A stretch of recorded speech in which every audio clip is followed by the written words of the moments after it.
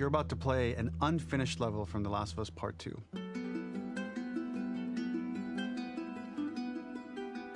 The reason we added this section is there are a few sequences, and we picked the 3 of the best ones, that we cut from the game. Often we build a game that's much bigger than what ends up being the final product. They were months away from being finished, but we wanted to give you an insight of what it's like when we built a game, because often we have this whole thing constructed and it doesn't have final art or audio or dialogue. And here you get to see the building blocks of what it's like when we first string a bunch of these levels together. This is the intro to the first deleted level, and this one is the roughest of the 3. We wanted to show more of how Jackson operates. So this is the festival where Ellie ultimately kisses Dina. This sequence would have come very late in the game as a flashback sequence while you're in the farm with Dina. And we wanted to show what is the rest of Jackson doing, and wanted to put on the stick, make it interactive.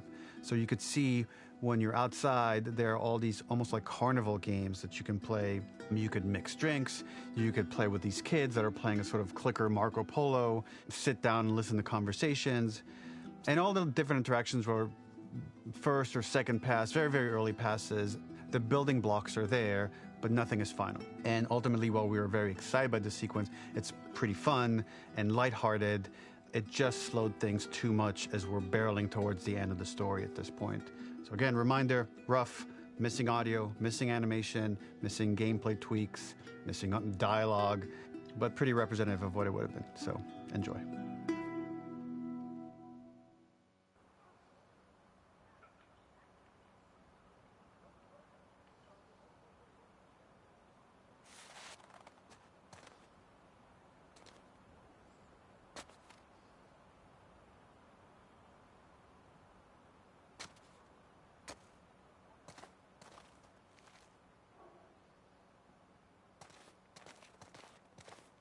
Originally, this level was going to transition us to farm. We would go all the way through to the dance, where Ellie and Dina share their first kiss. Then we would play through farm, and when Ellie plays the guitar at night, she would remember the Seth incident. So, the opening for this was a little tricky. We needed it to match at least a little what you might expect emotionally coming from prior beats. Because something we really wanted to do was highlight the way their lives had turned upside down since she went down this path. We had this idea of recontextualizing all of our usual gameplay mechanics that were designed for really violent ends.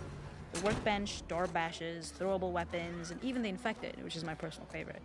Peppered throughout the level are moments of levity or shared history. The makeup artist is pretty simple. It's one of those little in-game scenes we peppered in to make it feel like Ellie had roots in the town. Hallie, our writer, mentioned that in her mind, an ex-girlfriend of Ellie's tattooed her arm to cover up her scar. So we figured this might be the only time you get to see that. We wanted to hint at it and allude to it and make it feel like there had been so much more that had been happening and so much more that Ellie threw away.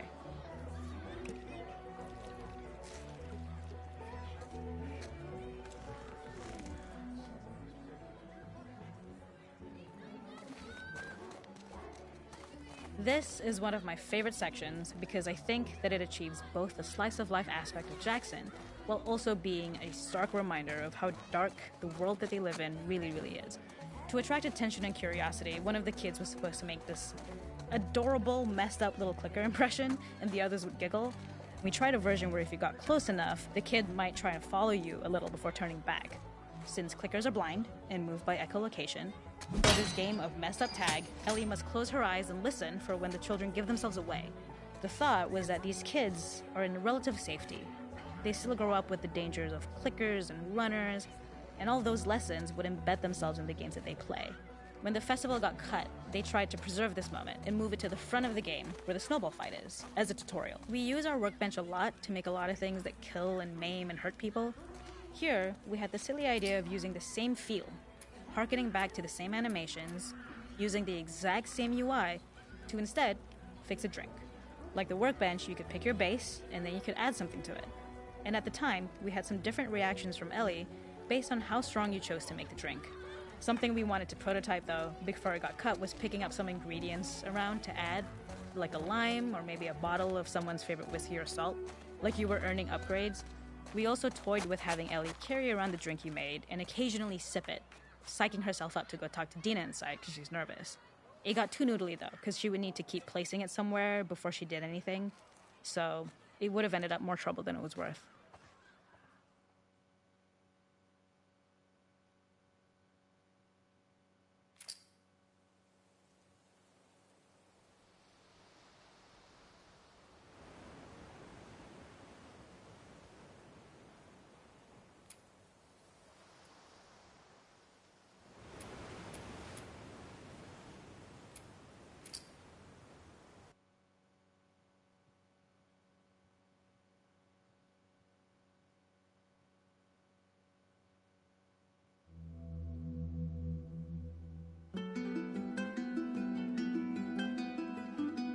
In this second deleted level, which is an extended sequence of the sewers in Seattle, this comes on the heels of where Ellie goes into a building and she survives an attack by stalkers and gets thrown out of a window and gets swept away by the current. And then we cut this section that used to be there in the final game.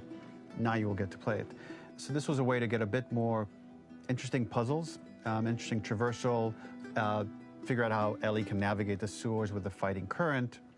Ultimately, with a lot of these levels and these sequences, the reason why we cut them were for pacing purposes. But here it is for you in this very kind of raw form that part of it will feel finished, parts of it will feel like assets are missing as far as audio, animation won't be final. But it's a glimpse into what a game looks like when it's months away from finishing. Enjoy.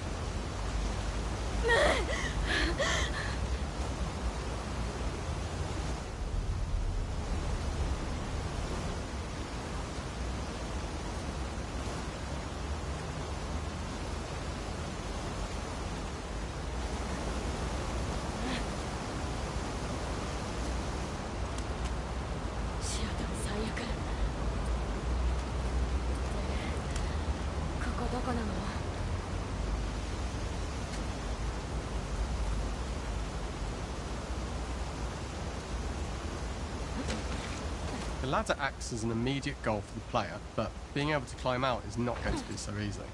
To keep levels interesting and engaging, we alternate between positive and negative values the player experiences. Here, it's a positive to have found a ladder, but then a negative to discover it's not the solution. But then another positive to identify the next short-term goal of the doorway. By alternating between these opposing values, we give players what they expect, but not how they expect it.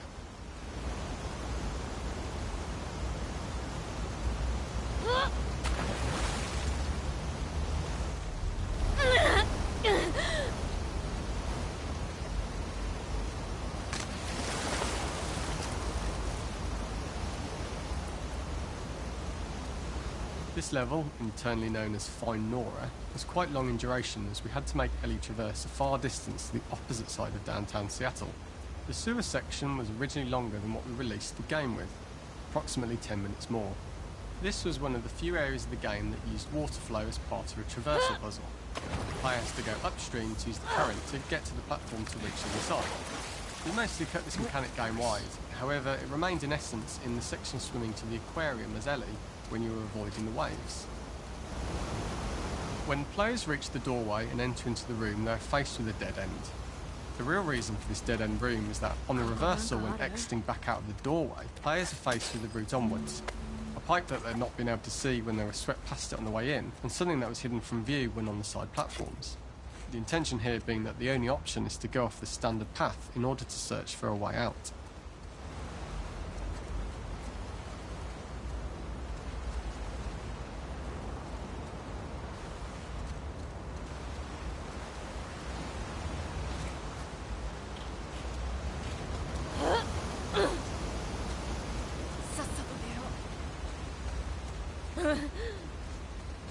Throughout the rest of the level, we also used light to indicate to the player that they were heading in the right direction. At each turn, however, we blocked the direct. We slowly introduced the player to consider climbing into smaller pipes and crouching in these tight spaces. This is to slowly build up to and encourage the player to climb into such a small pipe. We added a tiny space just to reward the player's exploration with a pickup item, and we made sure it was something that made sense that you'd find in this area. Canister and all the garbage that had been washed into the sewer. We loved the idea of making Ellie prone through a tiny dirty pipe in order to get out, as it was a great opportunity to use our prone mechanic. A unique camera setup was created to support crawling in these pipes, as the standard prone camera is much higher above the player. We also created custom collision in order for Ellie to manoeuvre in these tight spaces easily. Initially, the oblong collision capsule around her character caused issues crawling around corners. We put extra effort into the custom corner collision, so the movement, in order for the player to feel cramped, claustrophobic and desperate, we'd been enforcing the traversal mechanics that allow for a tight environment, which promote these feelings. We introduced the use of the squeeze through so that we can keep the player feeling enclosed and tight, but without repeating the same geometry. Here we changed from low ceilings with wider walls to high ceilings and tight walls to change up the spatial pacing and keep the level from repeating itself.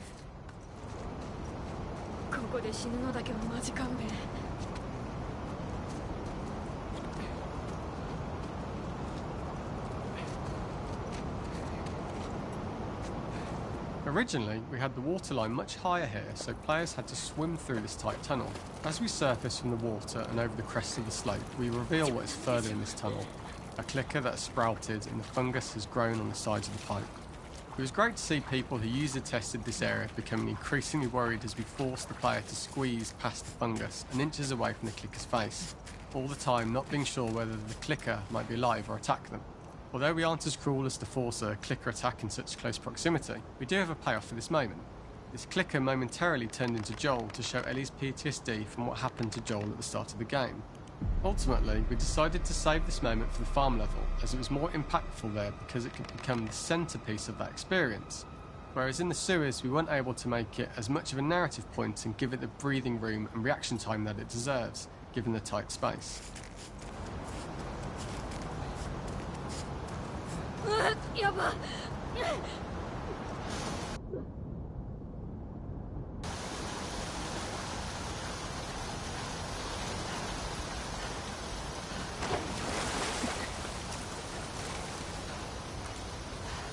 For the final section, we eventually opened you out into a wider area as you traverse through such tight spaces leading up to this, so changing the environmental pacing makes it begin to feel like we're coming to the end of Ellie's ordeal. An earlier iteration used the current that we'd shown at the start for a slightly tougher traversal puzzle to conclude the sewers. The ladder was clearly visible from most of the area, but the player was faced with a fast-flowing torrent of water they couldn't cross. If the player attempted to jump into the water, they were not able to swim across the ladder due to the water's speed, but instead they had to traverse the pipe running along the top of the space in order to get across the water.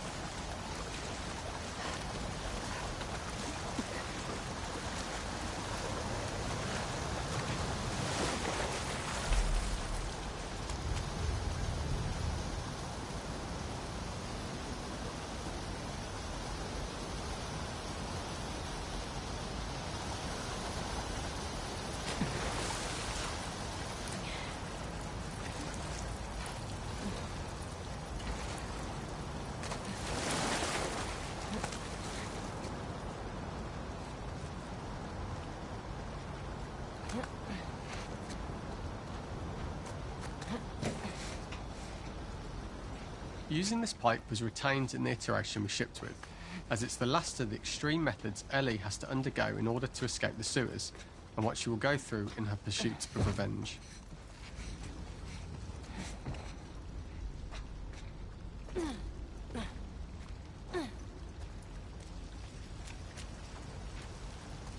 The last ladder climb is quite lengthy, and although we could have trimmed it down to a shorter climb, we liked how this last segment of the journey built anticipation for whether there was success at the top or not after all you've been through. Ultimately, the ladder exits out into the subway station, which is how it connects in the final game. Ellie then has to find her way to the hospital from here, crossing paths with the scars for the first time.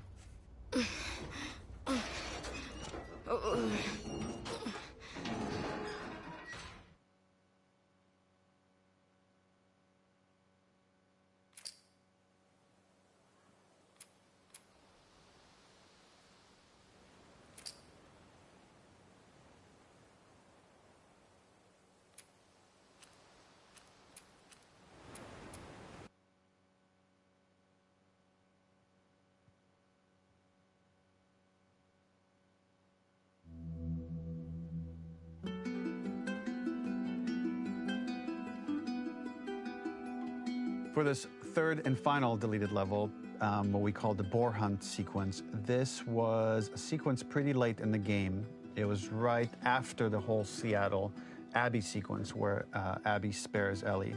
And then we wanted to come back into Ellie's story, but keep it a bit mysterious of how much time has passed, where is Ellie now? So we're coming in on Ellie, and she's following a trail of blood. And we wanted to mirror, in a way, the deer hunt sequence from the first game, but this time do it with a boar. And there's something with Ellie that now she can't let go of this violence. She's pursuing it, even against this innocent animal. This was another opportunity to show how the violence that Ellie has experienced, the violence that she witnessed being afflicted onto Joel, is still sticking with her, and she's still experiencing these PTSD moments. This was a sequence that was pretty far along and was cut pretty late in production. Parts of it are still really rough, but the gameplay, the building blocks were all there. I think you'll have fun to see, like, again, a rough, unfinished sequence that you can play. You can see all the way to the end, and including a cinematic that we end up cutting. And the remnants of the sequence ended up being mentioned in Ellie's journal. So this part of the story that we developed still made its way into the game as kind of optional stuff that you could read about, but here you get to experience it. So as a reminder, this is pretty rough, months away from being finished, but you get to see it now.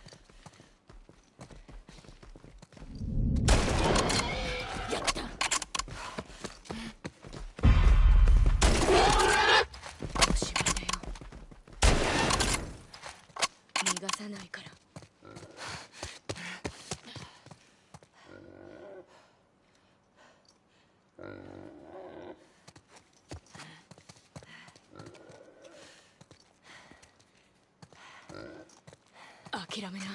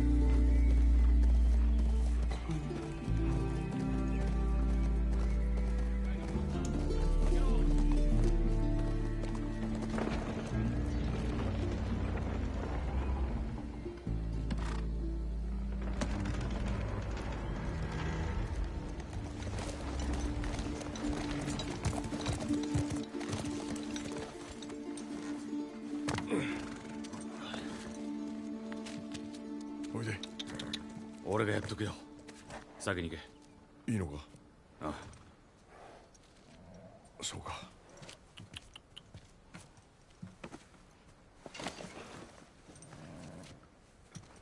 さっき話したことだけどな。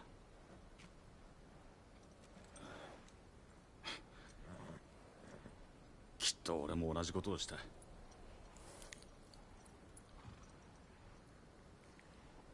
誰にも話すつもりはない。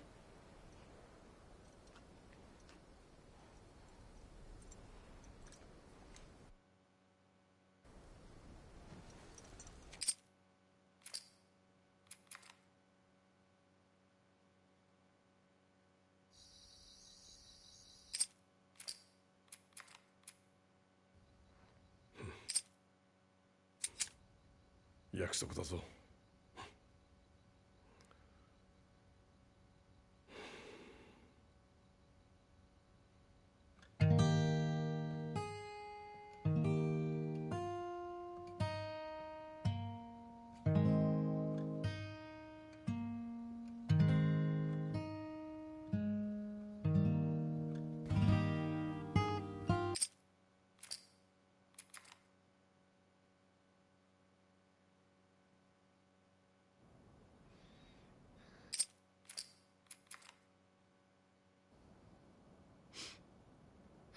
臭くない。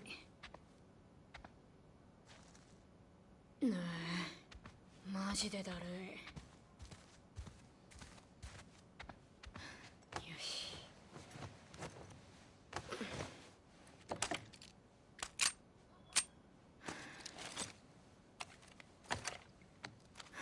持ってくか。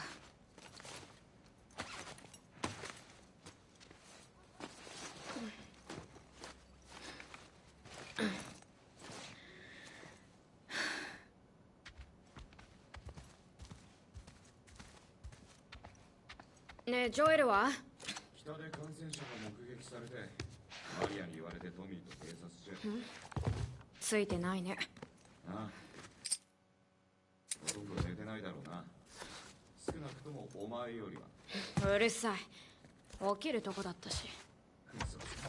ほんと。忘れ物は？ないよ。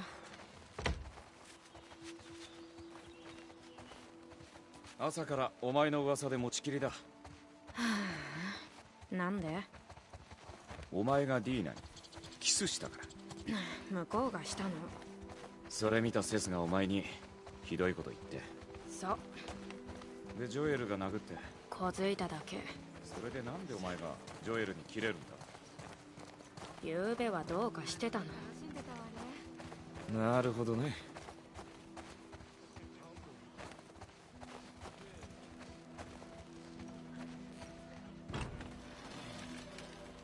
ねえ、私たち平気だよね。俺たちか。心配すんな。ディーナに未練はない。そっか。ただ誤解してほしくなくて。エリ、平気だ。気にすんな。ありがとう。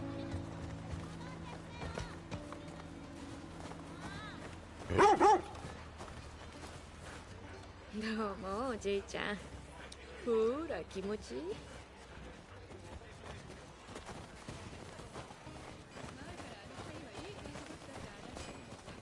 ジェシー。ああ、どうも。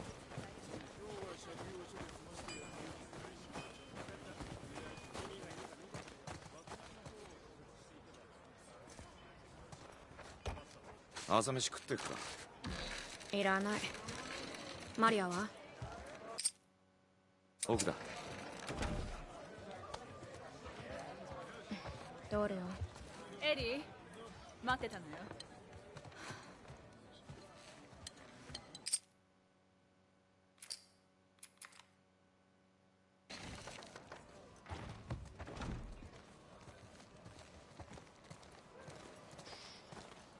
向こうでトミーとジョエルと交代して。二人ともしばらく戻ってないし。合流場所は？北西の監視所よ。午後には到着するはず。気をつけてね。近頃感染者の目撃情報が多いし。分かってる。じゃあ登山道の巡回は他のやつに任せるよ。エリ行ったことある？あんまり。ディーナは慣れてる。二人に行ってもらうよ。じゃあそうして。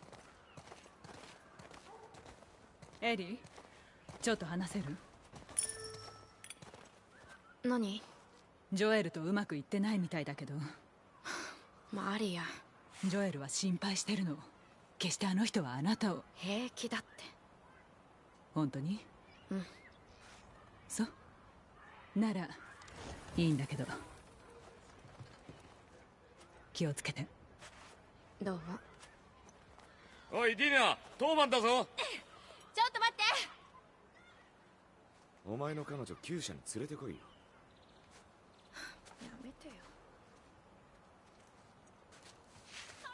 えディーナ、ちょっと話せる？ごめんみんな、もう行かなきゃ。いつ戻るの？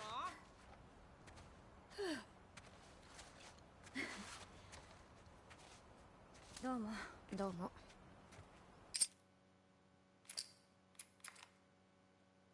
どうしたの？あの程度？ざまみろクイズ。あ、待った。今の話。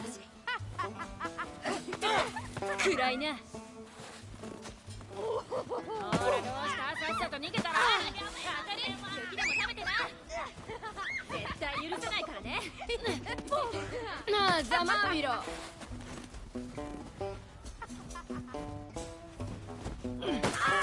これでも食らえ。これでも食らえ。こっちの勝ち。ずる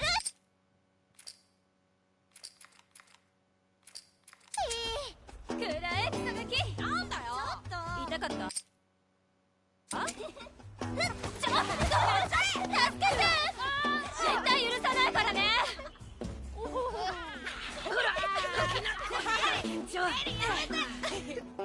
ほら、私たちは仕事があるの。うせな。自業自得ってやつ？うん。行こう。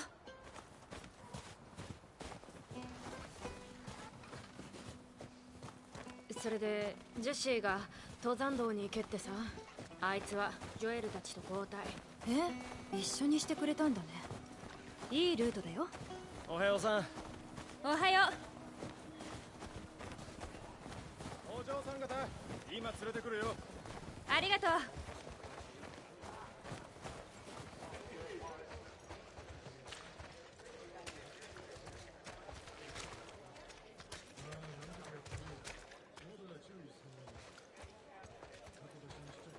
よし、いい子だ。お、来たな。どうも。おいで。ほら行こう。キラリー元気？